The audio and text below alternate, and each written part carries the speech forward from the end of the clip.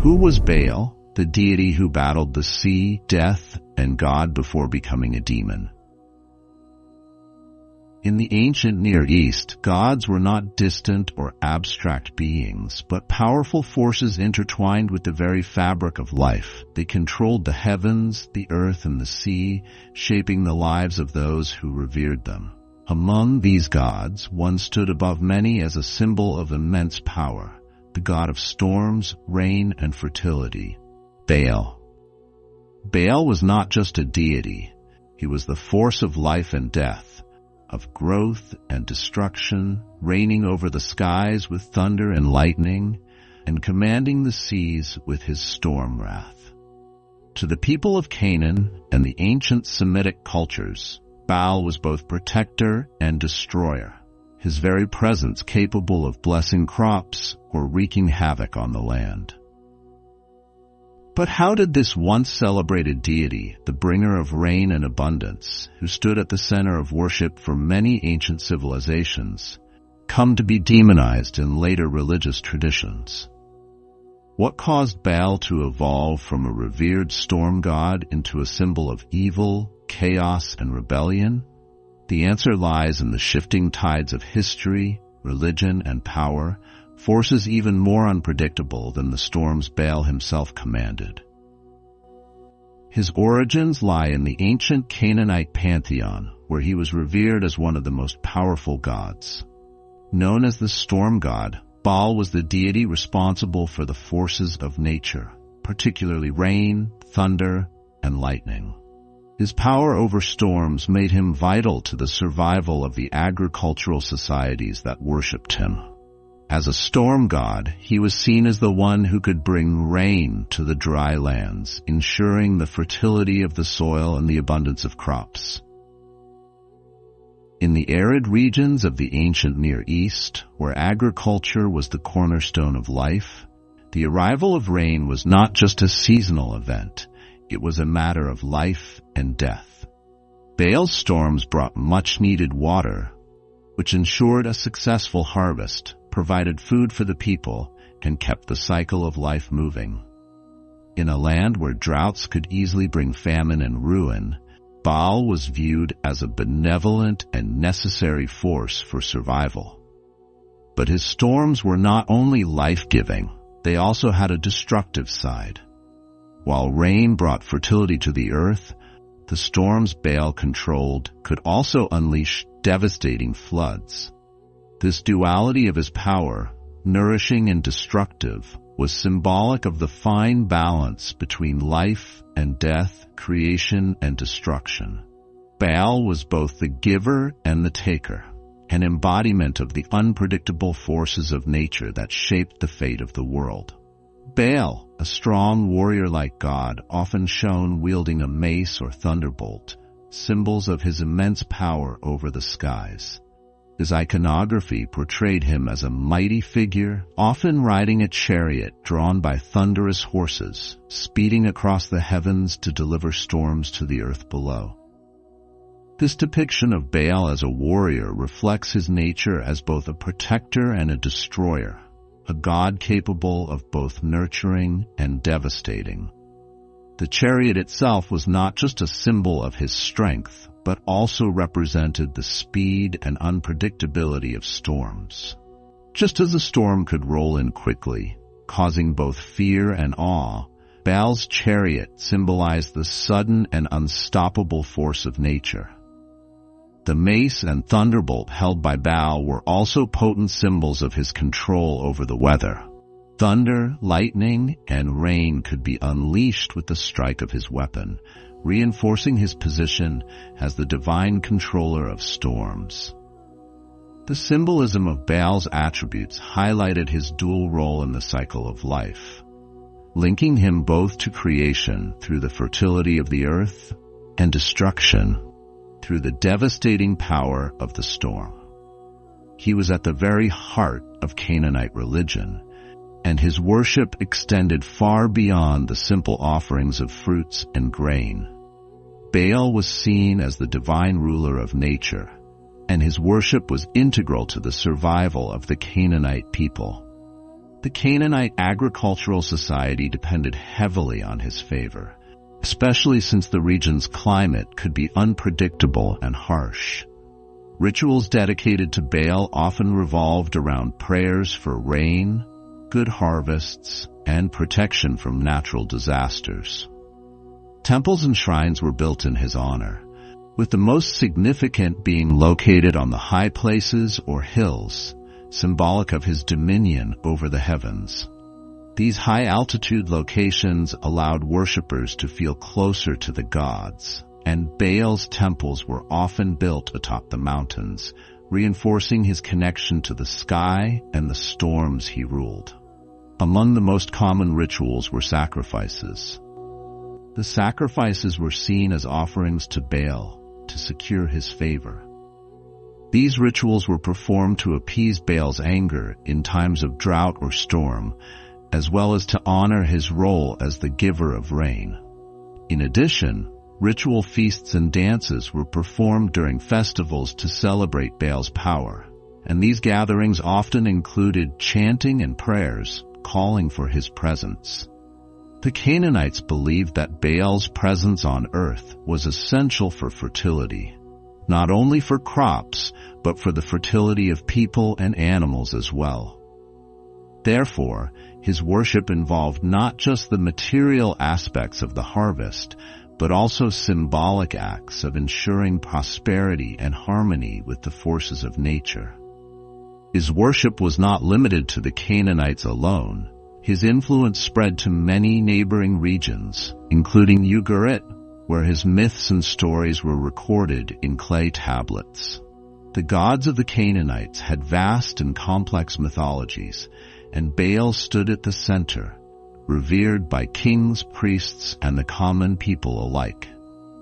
Yet this deep devotion and the rituals tied to it would later become a point of conflict with other emerging religious traditions, particularly as the figure of Baal came into opposition with Yahweh, the God of Israel.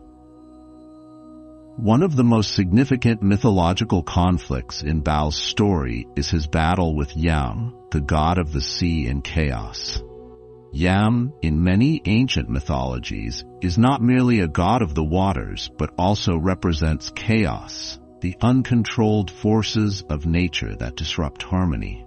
His domain over the sea is symbolic of destruction, unpredictability, and the destructive potential of water when it is not controlled. In Canaanite mythology, Yam sought to assert his dominance and challenge Baal's authority. The sea god, representing the untamed and chaotic forces of the ocean, desires to overthrow Baal's rule over the heavens and earth. However, Baal, the god of storms, does not simply bow to the whims of chaos. The battle between Baal and Yam is portrayed as a fight for cosmic order, with Baal defending his dominion over the natural world and maintaining harmony between the elements. The myth reveals a clash of powers, Yam's chaotic, uncontrollable force versus Baal's mastery over the storms and the rain. Baal's victory over Yam is a symbolic triumph of order over chaos. By defeating Yam, Baal is shown to control not just the storms but the very forces of nature that affect the cycles of life and death, water and drought, creation and destruction. The sea, once a source of danger and disorder, is thus brought under Baal's reign. This victory is vital for maintaining cosmic balance, as it ensures that the forces of nature are properly aligned and under the control of a god who sustains life rather than destroys it. Baal's triumph over Yam marks him as a protector of both humanity and nature. And this myth is often interpreted as symbolic of the necessary tension between chaos and order. One cannot exist without the other, but only through balance can creation flourish. Baal's struggles are not limited to the forces of chaos embodied by the sea. His most personal and existential battle is with Mot, the god of death in the underworld. Mot's role in Canaanite mythology is as the bringer of death, and he represents the inescapable, inevitable end that all living things must face. In contrast to Baal, who brings life and fertility through storms and rains, Mot's domain is finality and destruction, seeking to claim Baal and strip the world of life. This battle between life and death is more than just a clash of two gods. It is symbolic of the eternal struggle between existence and oblivion. The myth follows a narrative where Mot, desiring to take control of the natural world, challenges Baal for supremacy, seeking to bring him down into the underworld. The conflict between them represents the cycle of life and death, where death's shadow looms over all creation. Yet life, embodied by Baal, must fight to overcome it. After a fierce struggle, Baal is defeated by Mot and is taken into the underworld, signifying the inevitable descent into death. However, just as storms bring both destruction and renewal, Baal's story does not end in death. Baal's resurrection is central to his myth. The gods of the pantheon, particularly his sister Anak, fought to bring him back to life, symbolizing the cyclical nature of existence. Baal's return from the underworld represents the rebirth of nature, as he emerges once again to bring the rains and restore life to the earth. The battle with Mot highlights death's inevitability, but also the resilience of life. Just as storms bring destruction before they renew the earth, Baal's temporary defeat symbolizes the harshness of death. But his eventual resurrection affirms that death is not the end, but part of an ongoing cycle of life, death, and rebirth. Baal's victory over Mot marks his continued role as a life-bringer. The cycle of seasons, the regeneration of crops, and the continuity of life on earth. Baal's battle with Yam, the god of the sea, also represents the forces of rain and drought. Storms are necessary for the fertility of the land, but if uncontrolled, they can also cause destruction. Similarly, the struggle with Mot, the god of death, aligns with the cycle of life, death, and rebirth in nature. Just as Baal's return after death represents the rebirth of nature in the spring, his victory over death symbolizes the resilience of life through cycles of regeneration. These mythic battles mirror the cyclical nature of the seasons. Storms give way to sunny days, and life inevitably gives way to death. But death is always followed by renewal. The rise of Yahweh and the shift in beliefs. The rise of Yahweh as the supreme God in the ancient world marks a critical shift in religious thought, one that would challenge the very foundations of the polytheistic traditions in the ancient East. Yahweh, originally a tribal god worshipped by the Israelites, gradually emerged as a monotheistic god and was eventually recognized as the sole deity of the Abrahamic faiths, Judaism, Christianity, and Islam. This monotheistic movement posed a direct challenge to the pantheon of gods worshipped by surrounding cultures, including Baal, who was deeply entrenched in the religious and cultural traditions of the Canaanites and other Semitic peoples. The gradual rise of Yahweh coincided with the development of a monotheistic worldview, which emphasized the belief in one all-powerful God who was the creator and ruler of the entire universe. Over time, this ideology grew stronger, particularly during the period of the Israelite monarchy, when kings like David and Solomon consolidated power and shaped the religious landscape of the ancient Israelites. As monotheism took hold, the belief in multiple gods began to fade, and Yahweh became the central figure in the spiritual lives of the Israelites. This shift came at a time when the surrounding cultures, including the Canaanites, still held on to polytheism, with Baal worship at its core. The rise of Yahweh as the supreme God led to a gradual decline in Baal's influence.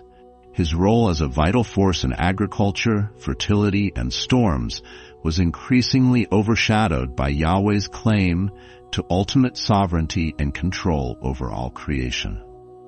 Baal's existence as a rival to Yahweh can be seen as a reflection of the deep ideological and theological conflicts that emerged between the Canaanite and Israelite worldviews. Baal, as the storm god and deity of fertility, represented the natural, earthly forces that governed life, abundance, and prosperity. He was seen as a protector of the land, essential for the agricultural cycles and the well-being of the community. Baal's influence was widespread, and his presence was felt in both nature and human affairs. His storms brought rain, and his fertility ensured abundant crops and livestock. In contrast, Yahweh's image was that of a god of order, justice, and control, a deity who was not merely connected to nature, but who ruled over it. Yahweh's supremacy was associated with the idea of divine sovereignty and absolute monotheistic power, not just over Israel, but over the entire cosmos. This placed Yahweh directly at odds with Baal, whose dominion over the elements and nature seemed to challenge Yahweh's absolute control. The rise of Yahweh as the singular God threatened the cultural and religious practices built around the worship of multiple gods, including Baal. The Bible reflects this tension, portraying Baal worship as a significant threat to Yahweh's authority.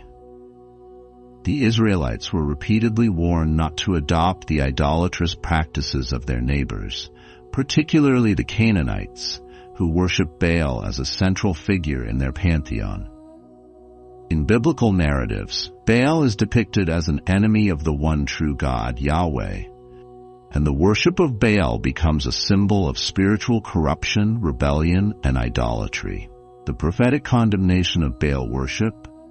As Yahweh's influence grew, Baal worship became increasingly condemned by the prophets of Israel. These figures, considered messengers of Yahweh, saw themselves as defenders of Yahweh's unique authority. They decried the worship of Baal and called on the Israelites to reject the influence of foreign gods and return to the worship of Yahweh alone. One of the most dramatic moments in the battle between Baal and Yahweh comes in the story of the prophet Elijah, found in the book of 1 Kings. The kingdom of Israel had fallen into the sin of Baal worship under the reign of King Ahab and his wife Jezebel, who were strong proponents of the storm god. Elijah, Yahweh's prophet, challenged the prophets of Baal in a public contest to demonstrate who was the true God. The showdown on Mount Carmel is one of the most iconic stories in the Bible. Elijah called for a contest between himself and the 450 prophets of Baal to prove whose God was the true deity. Each side was to prepare a sacrifice, and the God who sent fire from heaven to consume the offering would be declared the true God. The prophets of Baal prayed, danced, and even cut themselves in an attempt to summon fire, but their God did not answer. Then Elijah prayed to Yahweh, and fire descended from heaven, consuming the sacrifice, even though it had been soaked with water. This dramatic event was a public declaration that Yahweh was the true God, and Baal was a false idol. In the aftermath, the prophets of Baal were put to death, symbolizing the ultimate defeat of Baal worship in Israel. The victory of Yahweh over Baal not only marked the supremacy of Yahweh, but also illustrated the spiritual corruption that the Israelites had fallen into through their worship of Baal and other gods. Another key figure in the condemnation of Baal worship was the prophet Hosea, who spoke out against Israel's infidelity to Yahweh, symbolizing it through the metaphor of an unfaithful marriage. Hosea described Israel's worship of Baal as spiritual adultery, turning away from their covenant with Yahweh. Hosea's words served as a call to repentance, urging the Israelites to forsake Baal and return to the one true God. Baal's struggle with Yahweh represents the clash between polytheism and monotheism, between the forces of nature and the supreme divine order. As Yahweh's power and influence grew, Baal's role as a vital and revered storm god was increasingly rejected and demonized, particularly through the prophetic condemnations in the Bible. The dramatic confrontations between Baal and Yahweh, such as the showdown on Mount Carmel, highlighted the theological battle for the hearts and minds of the Israelites, with the worship of Baal symbolizing the decline of divine truth and the return to spiritual purity through Yahweh. These ancient struggles ultimately shaped the religious landscape of the ancient East, establishing Yahweh as the sole God and relegating Baal to the status of a defeated and demonized figure. Baal's journey from a revered storm god in the ancient Near East to a demonized figure in monotheistic traditions marks a profound shift in how gods and their roles in society were perceived. In the Canaanite pantheon, Baal was initially seen as a vital, life-giving force associated with rain, fertility, and the agricultural cycles. He was not just a local deity. Baal's influence was widespread, and his worship was central to the lives of many ancient Semitic cultures. However, as the monotheistic religions of Judaism and Christianity began to take root, especially with the rise of Yahweh as the sole deity in Israelite theology, Baal's status as a divine figure began to erode.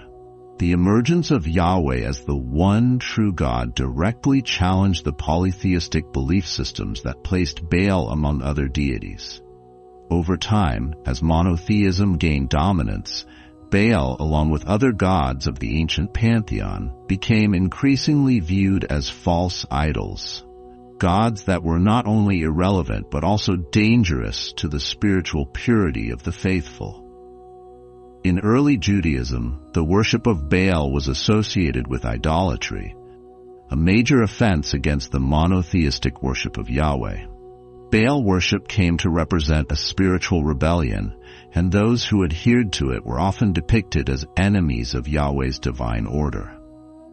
The shift from polytheism to monotheism fundamentally transformed the way Baal was seen, from a god of the natural world to a symbol of evil, chaos, and rebellion. In Christianity, the demonization of Baal deepened. As the Christian church sought to consolidate its power and spread its influence, Baal's association with paganism and idolatry made him a target of condemnation. Baal was seen as a false god, one whose worship had led countless souls astray. Through the lens of Christianity, Baal was reimagined not only as a demonic entity, but as a powerful adversary to the true Christian God. The Bible plays a crucial role in the transformation of Baal from a storm-gone god into a demonized figure. Throughout the Old Testament, Baal worship is depicted as one of the greatest offenses to Yahweh. The prophets of Israel frequently condemned the worship of Baal and called for the Israelites to abandon this foreign deity in favor of Yahweh. This led to the portrayal of Baal worship as a corruption of spiritual truth, and Baal's followers as idolaters who turned away from the one true God. In the Hebrew Bible, Baal is often associated with idolatry and is condemned for leading the Israelites astray. Baal's name becomes synonymous with false worship and rebellion against Yahweh. The frequent conflicts between Baal's prophets and those of Yahweh in the narrative serve as a symbolic struggle between good and evil, truth and falsehood. The story of Elijah's confrontation with the prophets of Baal on Mount Carmel is a dramatic example of this dynamic.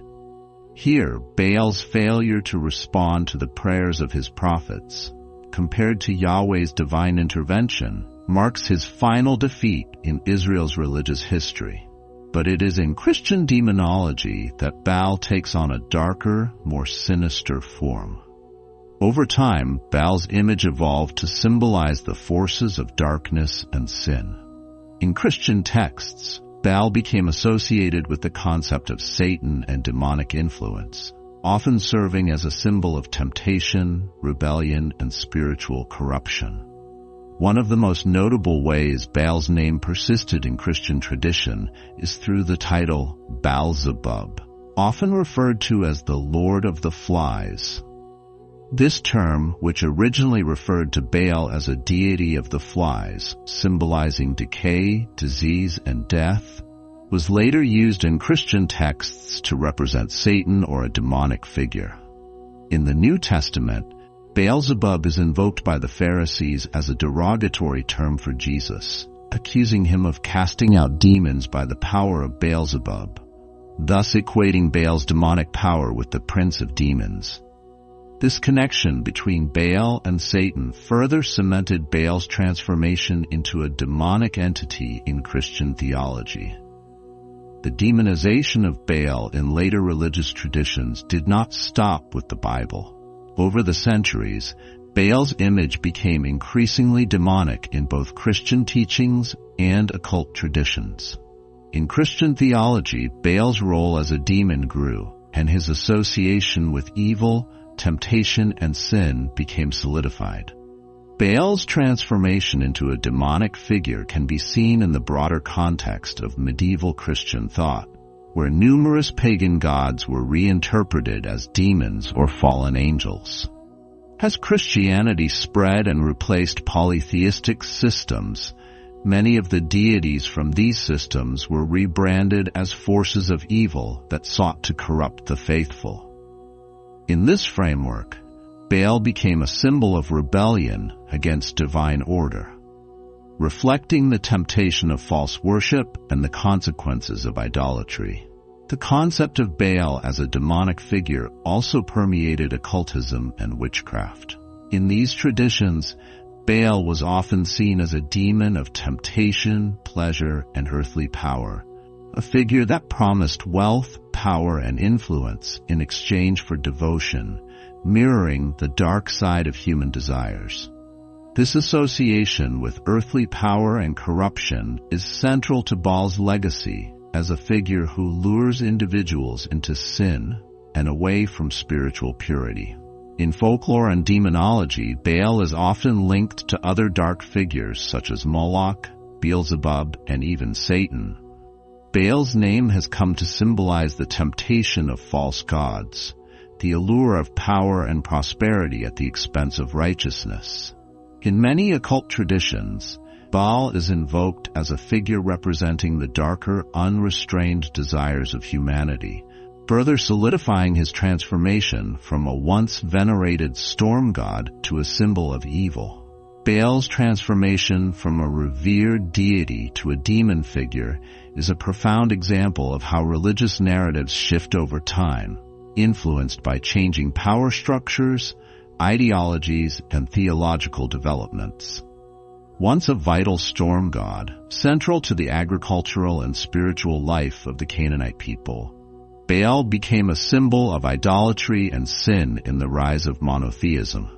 Through the scriptures of Judaism and Christianity, Baal's image was reshaped from a storm god to a demonic force, linked to temptation, chaos, and spiritual corruption. In both Christian theology and occult traditions, Baal's legacy continues to echo as a reminder of the dangers of false worship and the power of the forces that seek to lead humanity astray. Despite being demonized in ancient religious traditions, Baal's influence endures in modern culture, often resurfacing in various forms in media, literature, and pop culture. From movies to novels, Baal's character continues to captivate audiences, symbolizing complex themes of power, rebellion, and the tension between good and evil. As one of the most notorious gods to be redefined in Christian demonology, Baal has been recast as both a force of temptation and a figure of misunderstood strength, often resonating with those who question traditional structures of authority and power. In modern media, Baal is often portrayed as a powerful adversary, representing chaos and destruction. He appears in a variety of genres, from fantasy and horror to superhero films and video games, frequently depicted as a dark figure wielding immense power. His image as a storm god or demonic being often aligns with his symbolic connection to nature's destructive forces, whether through storms, earthquakes, or other catastrophic events. Baal's character is frequently cast as an antagonist, one who opposes order or authority, making him a compelling figure in stories that deal with themes of rebellion and the battle against oppressive systems. For example, Baal has appeared in comic books such as DC Comics, where he is portrayed as a dark and powerful demon whose mythology is intertwined with themes of evil and power. Similarly, in movies and TV series, Baal often appears as a villain or an antagonist, representing forces that oppose the hero's struggle for justice or control. In these portrayals, Baal's historical and mythological roots are used to explore modern anxieties about power, control, and chaos. Beyond entertainment, Baal's legacy also permeates modern literature, especially in the genres of horror and dark fantasy. Authors often use Baal as a symbol of chaos, or the embodiment of a force that represents the dark side of human nature.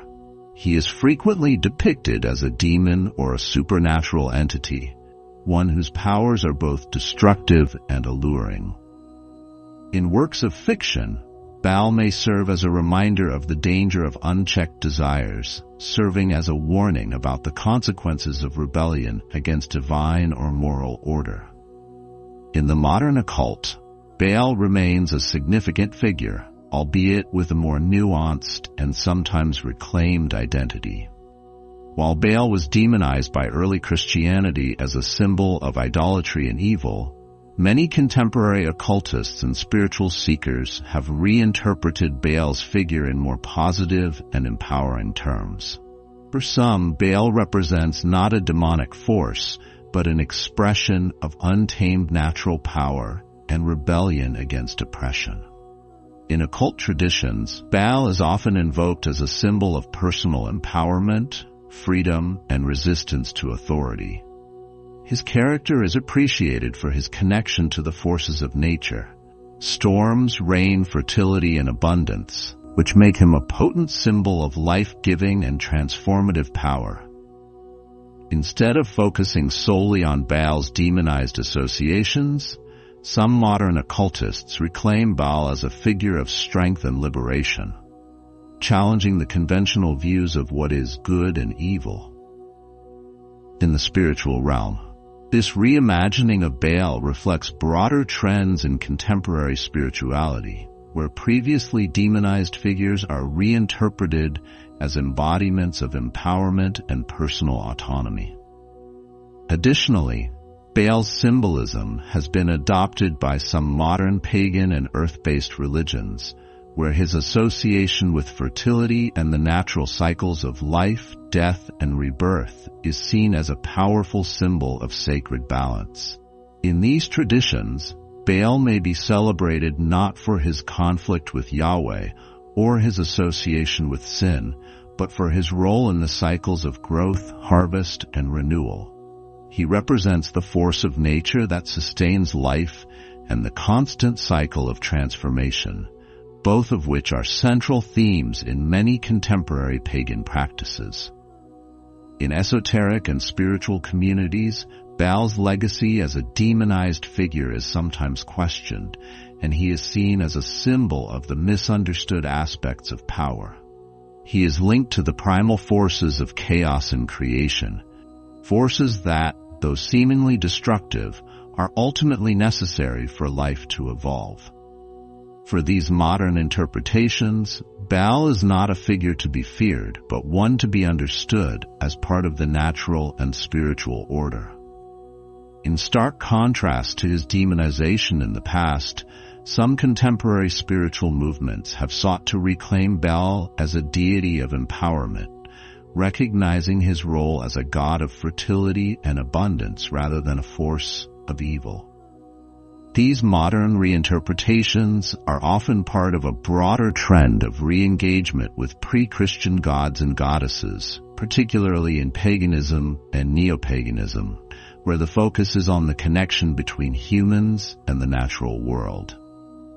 In some New Age spiritual practices, Baal is seen as a figure of empowerment rather than destruction. This reimagining of Baal allows people to look beyond the negative connotations of sin, temptation, and rebellion to focus on his aspects of fertility, transformation, and rebirth. The power he wields over nature, bringing rain, ensuring crops, and sustaining life, gives him a positive association as a god who nurtures and protects life, rather than one who seeks to destroy or deceive. In some contemporary occult circles, Baal is regarded as a symbol of revolutionary spirit, a reminder that challenging established authorities and embracing the chaotic and natural forces can lead to personal growth and freedom. The temptation associated with Baal's image becomes, in this context, a metaphor for breaking free from societal norms, allowing individuals to embrace their primal instincts and pursue their desires without fear of judgment. Baal's influence in modern culture and spirituality is a proof to the enduring power of his image and the complex legacy he leaves behind. From being demonized as a symbol of rebellion and sin in ancient monotheistic religions, to being reclaimed in modern occult and spiritual traditions as a figure of empowerment and natural power, Baal's journey mirrors the changing attitudes toward power, divinity, and rebellion. Today, Baal's name continues to evoke powerful imagery, whether as a force of nature in literature and pop culture, or as a symbol of personal strength and transformation in modern spirituality. His story serves as a reminder that divine figures can be reinterpreted and transformed, adapting to new cultural and spiritual contexts, and in the process, offering new meanings to old myths. His transformation from a powerful and revered storm deity in ancient Canaanite culture to a demonized figure in monotheistic religions highlights the complex and often fluid nature of religious belief systems. As a storm god, Baal was central to the spiritual life of ancient peoples, embodying the vital forces of nature, rain, fertility, and the rhythms of the earth. His power was seen as both a source of life and a force of destruction, a duality that was essential to the natural order and the survival of civilizations. His story, from a powerful and respected deity to a demon in later religious traditions, invites reflection on the nature of belief itself. In our modern world, where many deities and their symbolism are often reduced to myths or legends, what does Baal's journey tell us about the evolution of belief and the forces that shape the gods we worship? How do the cultural, political, and spiritual contexts of any given time period determine how a god is viewed, either as a source of salvation and life, or as a figure of evil and destruction? As we navigate our contemporary understanding of spirituality and the divine, Baal's transformation offers a powerful reminder of the ever-changing relationship between humanity and the gods we create, venerate, and ultimately redefine. If you enjoyed this video and want to explore more fascinating stories and insights, don't forget to subscribe to our channel, like this video, and share it with your friends. Your support helps us bring more exciting content to you. Thank you for watching.